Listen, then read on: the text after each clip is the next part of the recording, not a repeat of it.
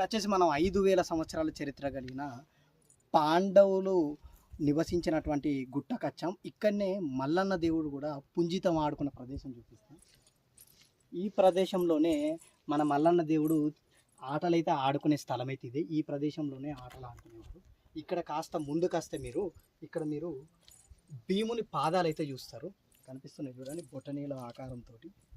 ఇవే వచ్చేసి భీముని పాదాలు, చూస్తున్నారు కదా భీముని పాదాలు.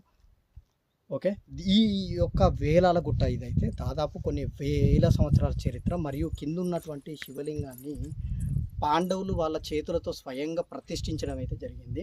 దీనికి సంబంధించి పూర్తి వీడియో కావాలంటే కింద లింక్ ప్రెస్ చేయండి. ఇలాంటి ఇంట్రెస్టింగ్ వీడియోస్ అయితే నా ఛానల్లో ఉంటాయి.